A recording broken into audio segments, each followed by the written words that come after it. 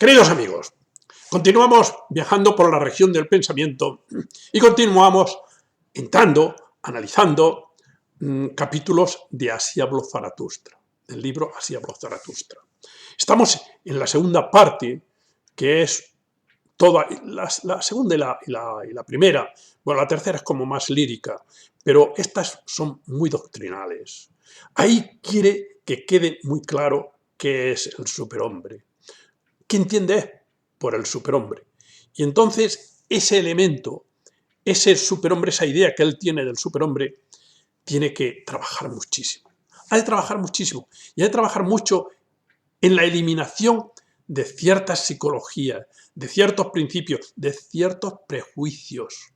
Es decir, tiene que eliminar unas segundas naturalezas que son las aprendidas, son las naturalezas que la cultura, la enseñanza, las creencias nos han proporcionado. Y él cree que con ese tipo de creencias, con ese tipo de sentimientos, con ese tipo de sensibilidades, es imposible que el ser humano crezca y llegue a esa idea que él tiene de lo que es el superhombre.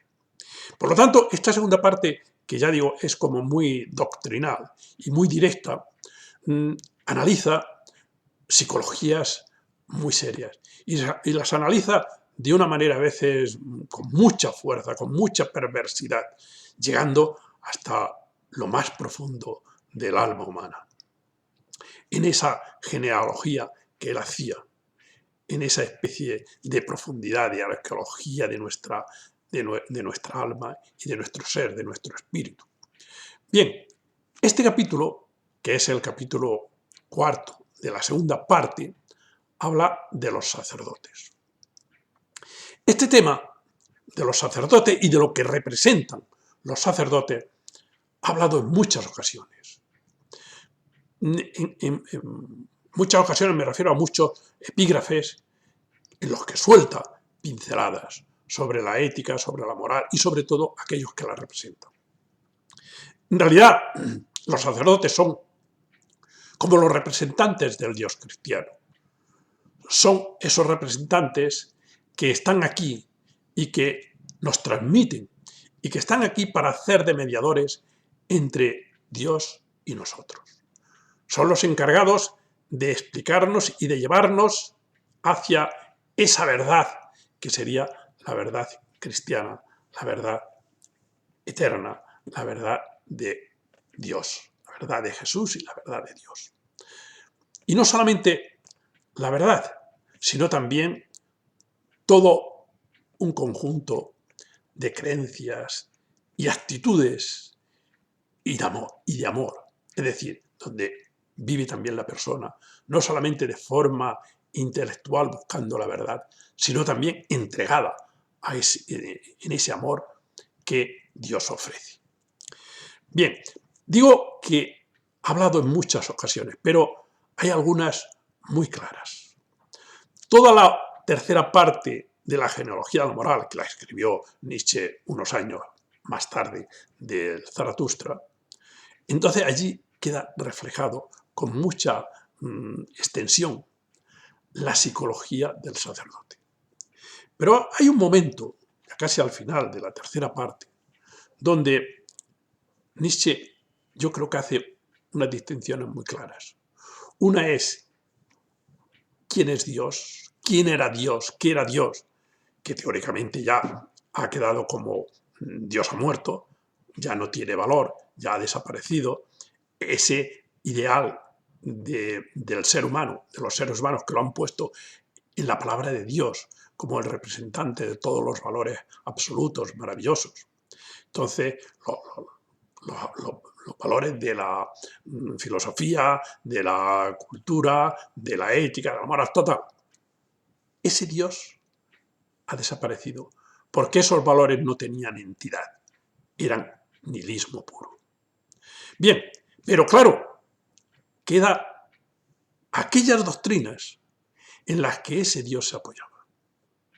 Es decir, los fundamentos en los que se apoyaban o se apoyan los sacerdotes que hablan de este tipo de creencias y de este tipo de verdades.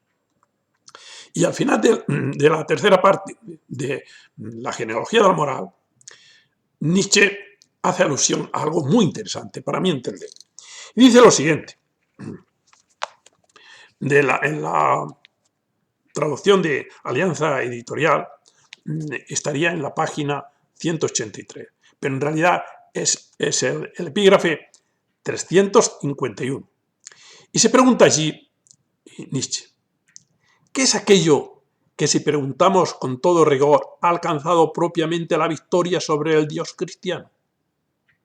Es decir, ¿cómo hemos superado? ¿Qué es lo que ha alcanzado la victoria sobre ese Dios cristiano? ¿Qué es aquello? Y la respuesta, dice él, sigue diciendo, la respuesta se encuentra en mi libro La Gaya Ciencia, en el epígrafe, ya os digo, 357. Y entonces, aquí, Nietzsche, en la genealogía de la moral, recoge lo que dice allá en la Gaya Ciencia. Y dice lo siguiente, fijaros vosotros que es en respuesta a la pregunta, ¿qué es aquello que si preguntamos con todo rigor ha alcanzado propiamente la victoria sobre el Dios cristiano? Muy interesante. Y dice, la moralidad cristiana misma, si esa moralidad cristiana misma, ya en sí misma se cae, porque para él no es coherente. O sea, la moralidad cristiana misma, el concepto de veracidad tomado en un sentido cada vez más riguroso, es decir, cuando la gente ha empezado, algunos científicos han empezado a poner más rigor en esa creencia, es decir, cuando llega la ciencia. El concepto de veracidad tomado en un sentido cada vez más riguroso, la sutilidad propia de padres confesores, de la conciencia cristiana traducida y sublimada en conciencia científica. Es decir, cuando toda esa conciencia cristiana se ha traducido en conciencia científica y no en conciencia de creencia. Es decir, la verdad de la fe cristiana viene dada por un acto de fe, no porque la racionalidad en sí misma lo indique. Bien, pues eso, cuando esa creencia, esa fe va desapareciendo y se va convirtiendo en conciencia científica, entonces empieza a ir desapareciendo todo lo que va diciendo aquí Nietzsche para la victoria sobre ese Dios cristiano. Cuando se convierte todo eso se convierte en limpieza intelectual a cualquier precio. Es decir, cuando se analiza y se ve, entonces se va viendo que va desapareciendo. Y ahora indica cosas muy interesantes. Considerar la naturaleza como si fuera una prueba de la bondad y de la protección de un Dios. Es decir, se basaba ese mundo cristiano. Su verdad se basa en considerar la naturaleza como si fuera una prueba de la bondad y de la protección de un Dios. Como si eso fuera así. Y para Nietzsche cree que esto es un error gravísimo, porque la naturaleza es naturaleza. Y no es algo que haya sido como prueba de la bondad y protección de Dios. Efectivamente, muchas veces nos ponen, el cristianismo pone como lo más maravilloso de que, o la prueba de que Dios existe, es que la naturaleza es bella, es bonita. Dios ha puesto toda la belleza en esta naturaleza. Bueno, pues él cree que eso es un error. Y cuando se analiza, va desapareciendo y se va sintiendo la victoria sobre ese Dios. Considerar la naturaleza como si fuera una prueba de la bondad y de la protección de un Dios. Interpretar la historia a honra de la razón divina. Es decir, la historia ha sido también una traducción divina. Es decir, la historia es lo que Dios ha querido que suceda. Es decir, en la historia de la que hablaba también San Agustín, como esa historia que Dios quiere hacer y Dios siempre está llevándola. Incluso en Hegel estaría también esa línea. Entonces, considerar la naturaleza como si fuera una prueba de la bondad y de la protección de un Dios. Interpretar la historia a honra de la razón divina como permanente testimonio de un orden ético del mundo y de intenciones éticas últimas.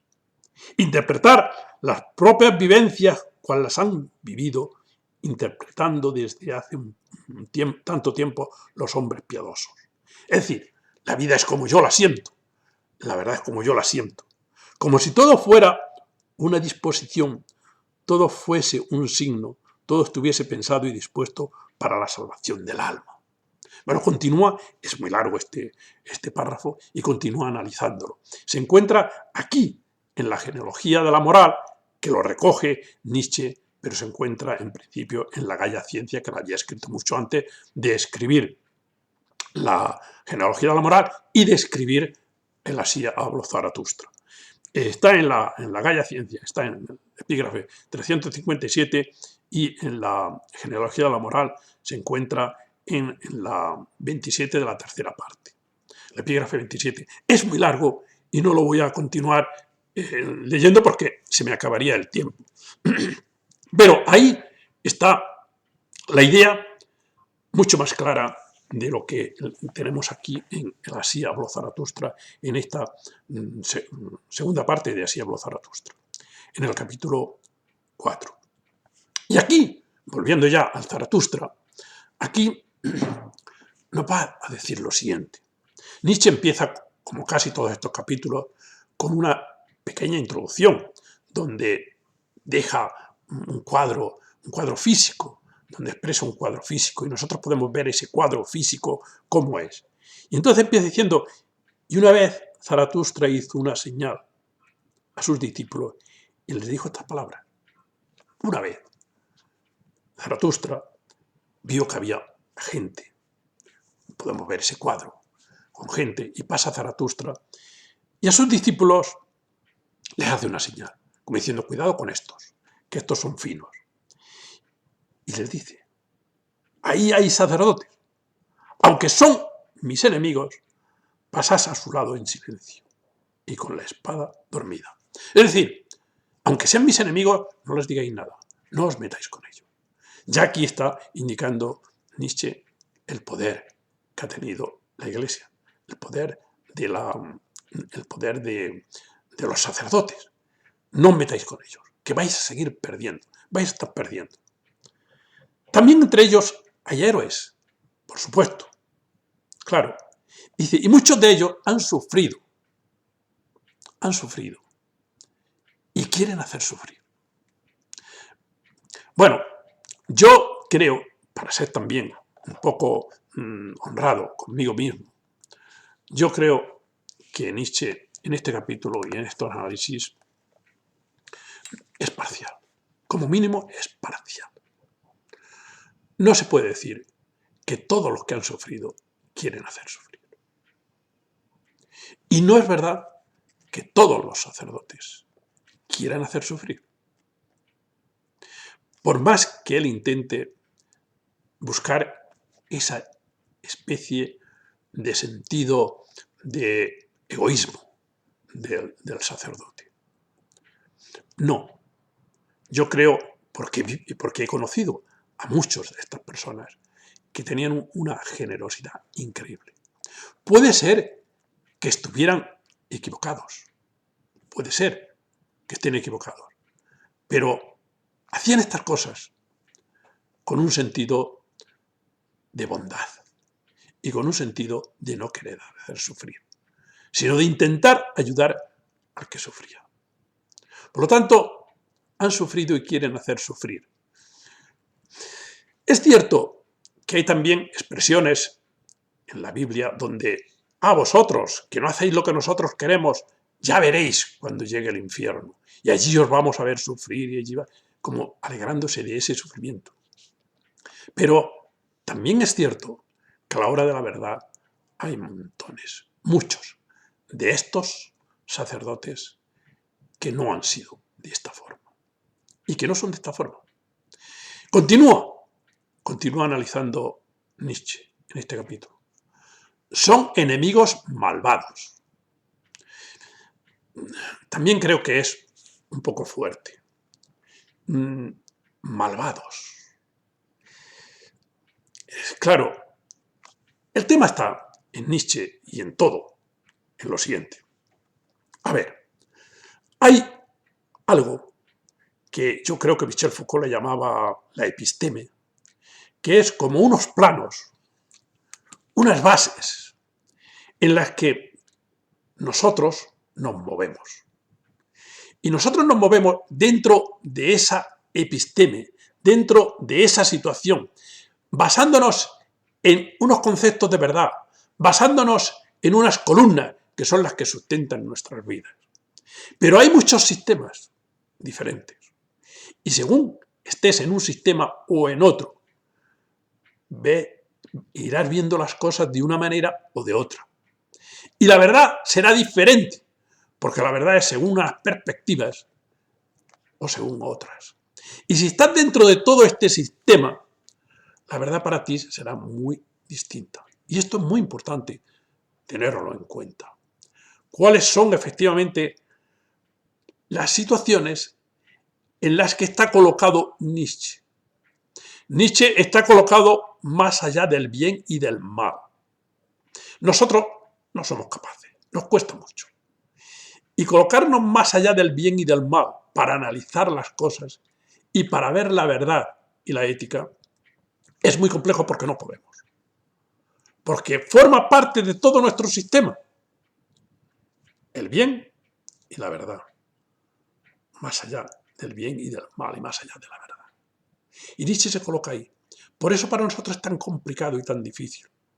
Si nos ponemos más allá del bien y del mal, igual sí que podemos analizar estas cosas, pero claro, él está diciendo, son malvados. Y malvados es un sentido del bien y del mal. Es decir, él tiene un sentido del bien y del mal. Lo que pasa es que está en otra episteme, en otro lugar, con otros conceptos, con otros principios, con otras bases, con otras estructuras de lo que para él es la verdad. Entonces, no se les puede atacar. Son perfectos. Se ensucia uno si así lo hace. Dice que tiene una humildad vengativa. Es verdad que muchas veces esa humildad es sencillamente esa humildad de la que hay personas, yo es que soy muy humilde y tal, y es una forma de poderío, una forma de manifestar que son diferentes y que son distintos y que están por encima de todos, porque son buenos. Y la bondad está por encima. Es cierto que ese tipo de análisis psicológico se puede hacer, pero yo creo que es parcial si se cree que todos son así. Pero puede ser que él lo que haga lo que esté analizando es que este tipo de tendencias y de creencias llevan a ese camino. Podría ser, o seguramente es. Cuando han pasado a su lado, sí, otra escena, otro cuadro de este capítulo, cuando han pasado a su lado, le acomete a Zaratustra el dolor. Claro, cuando Zaratustra los ve, le da como cierto dolor, porque Zaratustra los rechaza, los odia, por lo menos los rechaza. ¿Y por qué siente dolor?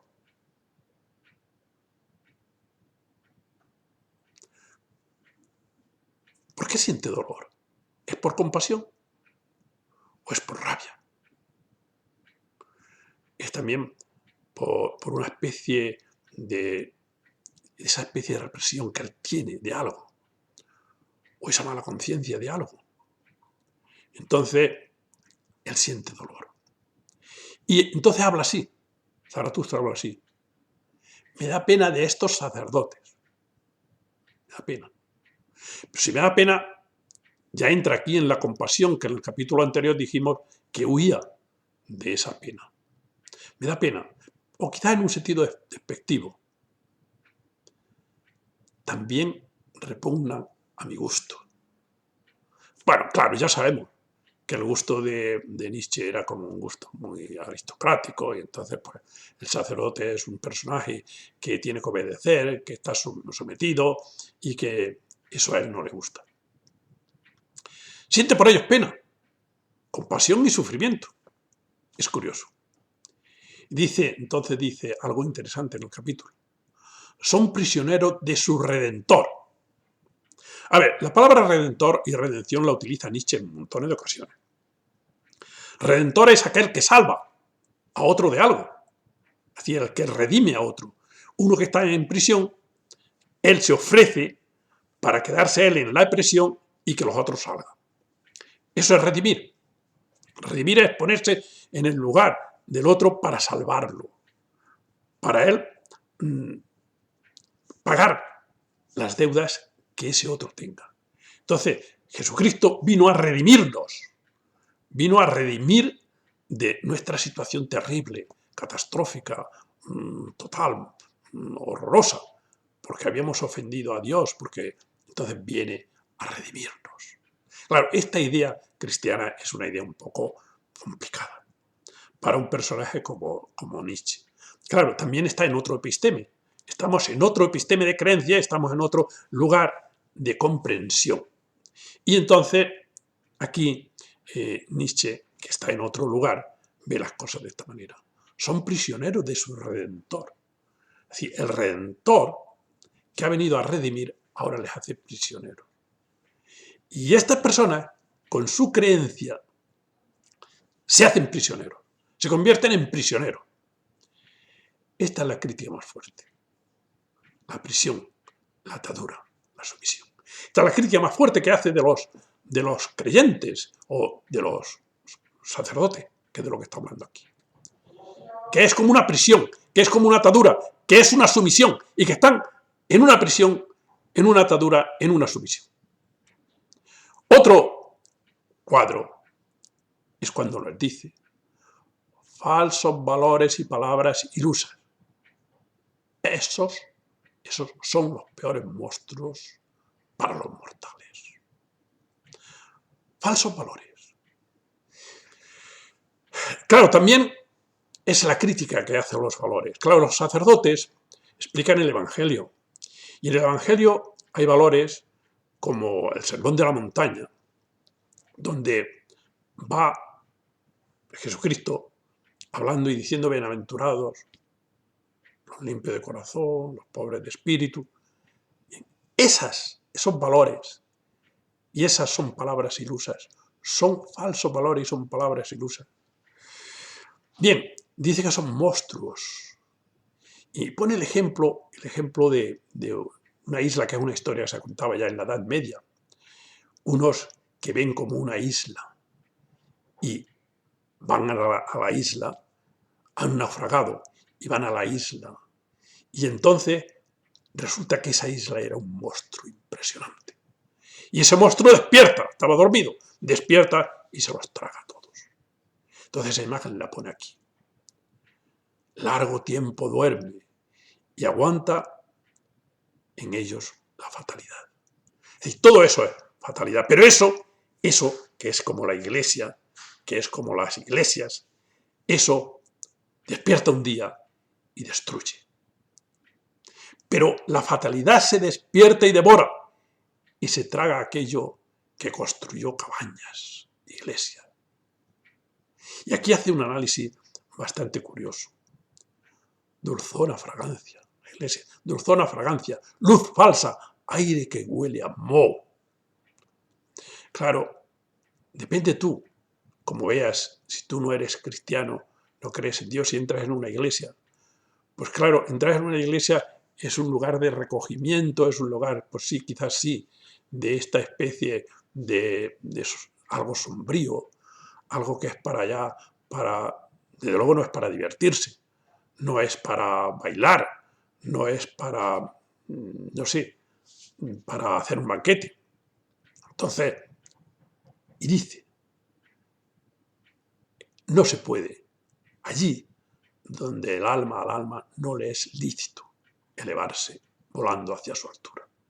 Ese lugar es un lugar para ir a reconocer, para encontrarse humillado, para encontrarse a pedir perdón. Y Nietzsche esto lo odia.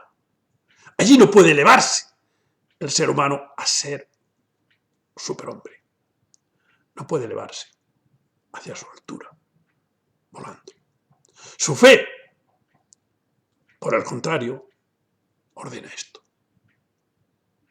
Entonces, dice, de rodillas subid la escalera, pecadores.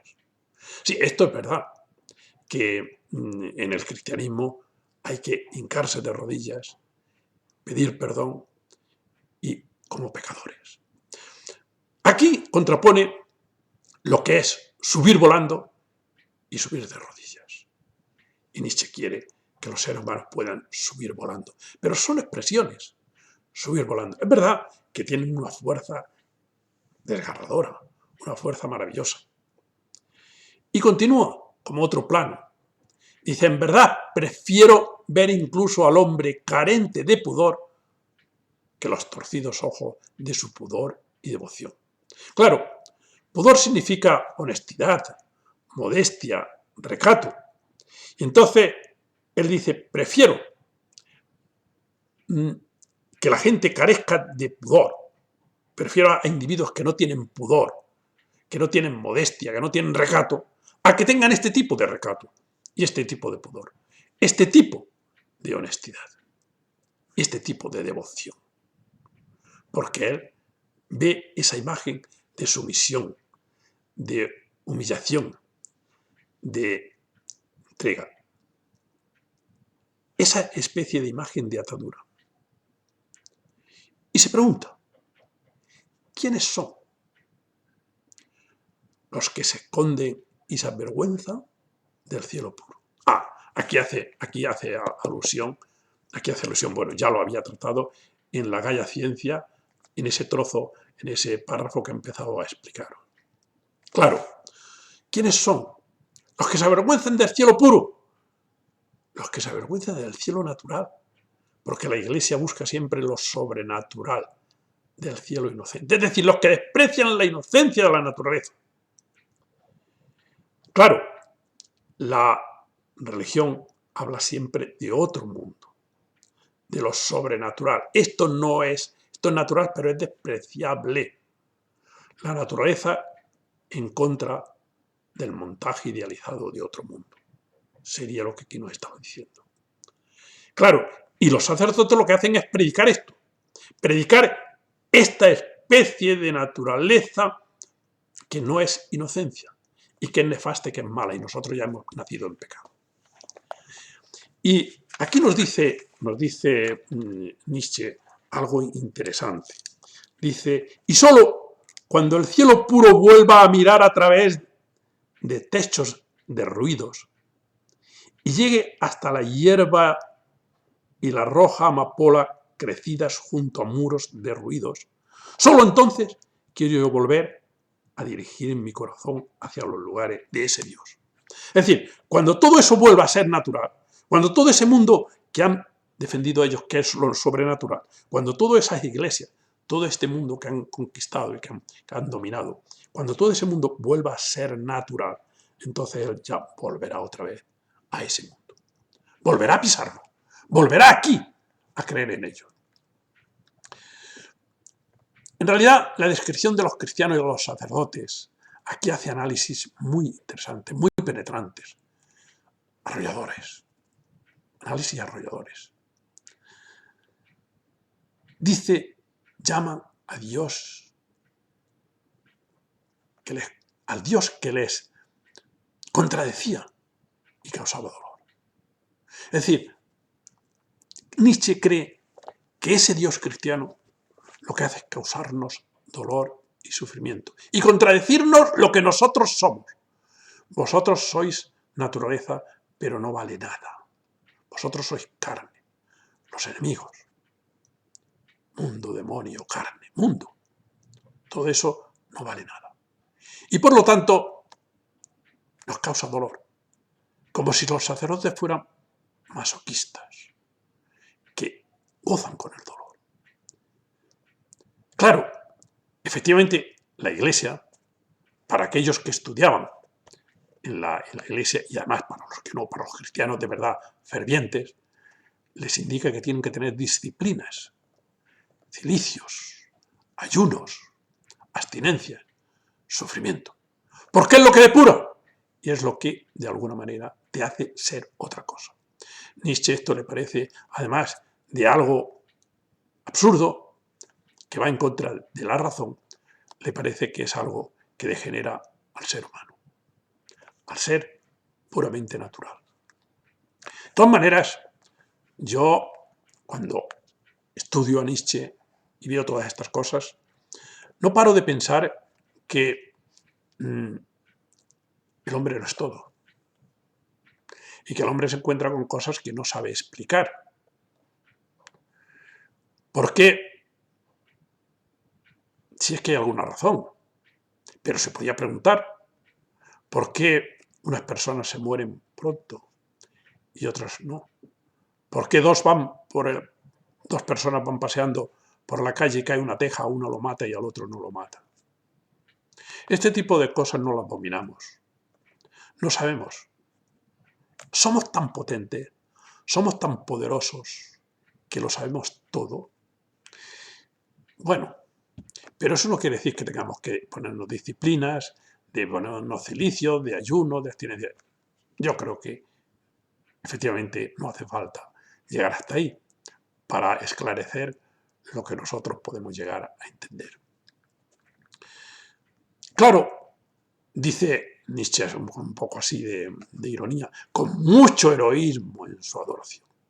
Incluso estos sacerdotes, teniendo mucho heroísmo, aman a Dios clavando al hombre en la cruz. Bien, sí, porque parece que quieren clavarnos en la cruz, con el sufrimiento, con todo esto. Y así es como se ama a Dios. Claro, es una idea, yo creo que es una idea que efectivamente la deberíamos de eliminar y detectar y de rechazar. Porque amar a Dios clavándonos nosotros en la cruz es un poco contradictorio, un poco absurdo. ¿Para qué? Para conseguir la otra vida. Es un poco también raro. Aman todo lo que está relacionado con la muerte. Ahora sí, ahora ya ve esa especie de mundo sombrío, de mundo que tiene mucha relación con la muerte. Como cadáveres, dice por aquí. Como cadáveres pensaron vivir. De negro vistieron sus cadáveres. También en sus discursos huelo yo todavía el desagradable aroma de cámaras mortuorias. Bueno, quizás sí. Yo he estado en Filipinas y he ido a un entierro y van vestidos de blanco y van tocando. Al entierro va una orquesta tocando. Y se pasan la noche anterior, antes de enterrarlos, se pasan cantando con el cadáver allá y se pasan cantando como un mundo alegre, como si creyeran en un Dios que también le gusta sentir cantos, pero cantos modernos y cantos llenos de alegría. Y parece que eso les llena de una cierta felicidad y tienen un contacto con ese Dios supremo en el que se alegra de ese tipo de música.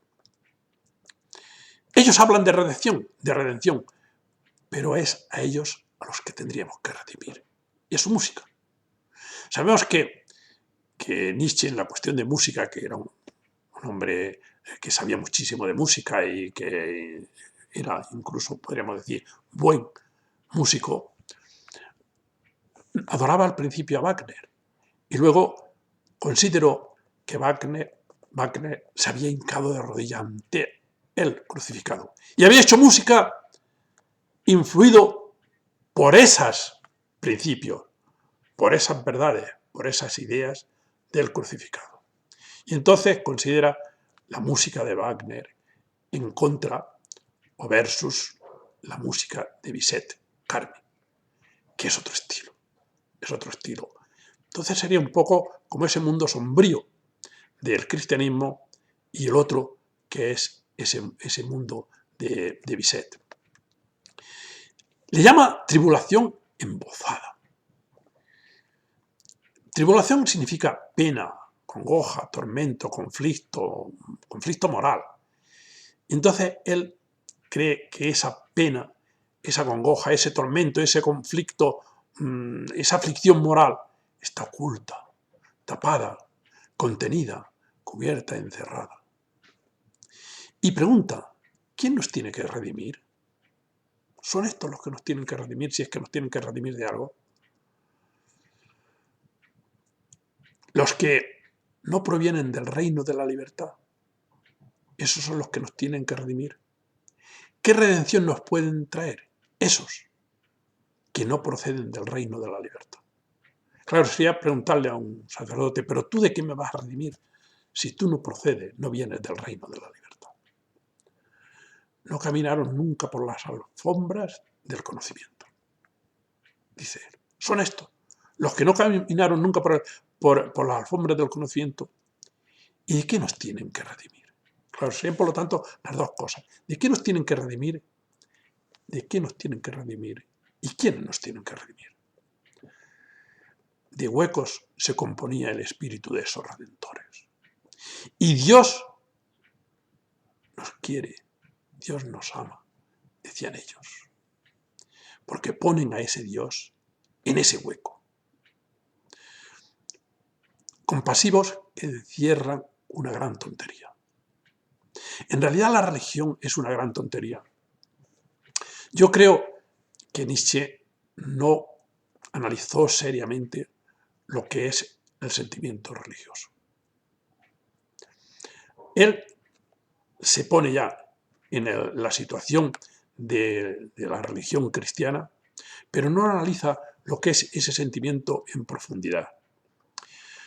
Yo que he estudiado fenomenología de las religiones, he estudiado que efectivamente el sentimiento religioso es un sentimiento de religación, de encontrarte como agradecido a un ser supremo que te ha dado la vida, o algo por lo cual tú vives y podías no vivir. Ese reconocimiento quizás no sea un reconocimiento tan negativo. Es un sentimiento como el sentimiento de aprender, como el sentimiento de aprender matemáticas. Es un sentimiento universal. Y ese sentimiento, lo que ha hecho la Iglesia Católica en verdad, o la Iglesia cristiana, o la Iglesia institucionalizada, es verdad que se han aprovechado muchas veces de ese sentimiento como instrumento de poder. Pero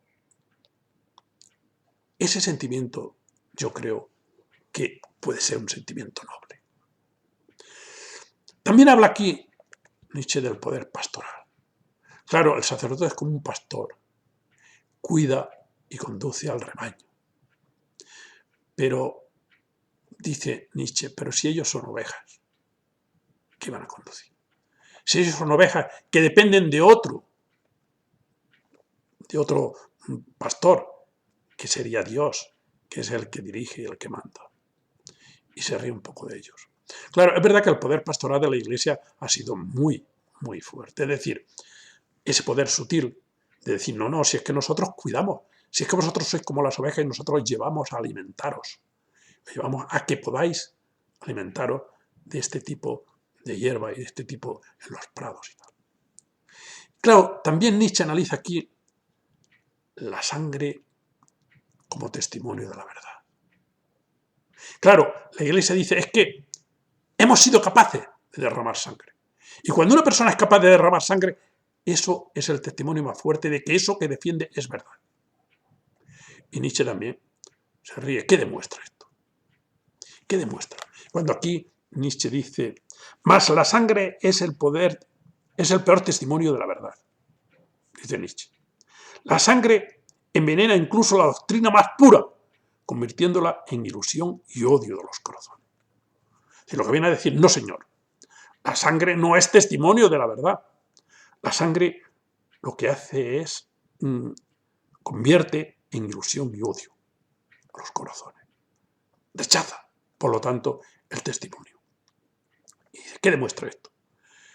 Y dice, corazón tórrido y cabeza fría. Mal resultado de todo ello.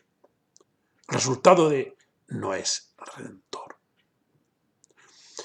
Y Por último, el discurso acaba con una recomendación y un mayor optimismo. Y dice así: ha habido en verdad hombres más grandes y de nacimiento más elevado que aquellos a quienes el pueblo llama redentores. Esos arrebatadores vientos impetuosos. Bien, esos, ha habido otros, que son como arrebatadores vientos impetuosos. Y vosotros, hermanos míos, tenéis que ser redimidos por hombres más grandes, aún que todos los redentores, si queréis encontrar el camino que lleva a la libertad. Bien, que lleva después al superhombre, que así es como acaba el capítulo. De todas maneras, lo que nos está aquí diciendo Nietzsche es que si queremos, en efecto, ser diferentes, seguir creciendo y llegar al superhombre, tenemos que prescindir de este tipo de redentores, de este tipo de sacerdotes. Bien, unas cuantas pinceladas, porque es un tema muy complicado, pero unas cuantas pinceladas para que podáis pensar y que podáis vosotros analizar el tema y que podáis analizar aquello que tenemos dentro de nosotros, que no demos como evidente. Y hay muchas ocasiones en los libros de Nietzsche para hablar de este tema. Claro, este tema daría para hacer seminarios y horas y libros, y escribir libros. Pero yo lo estoy explicando para intentar comunicar un poco el fondo de lo que hay en Así habló Zaratustra, que es un libro, yo creo, muy profundo, muy serio, muy sintético y al mismo tiempo un libro de una cierta perversidad, porque nos analiza hasta lo más profundo. Es decir, Nietzsche se dirige a nosotros y nos zarantea. Muchas gracias.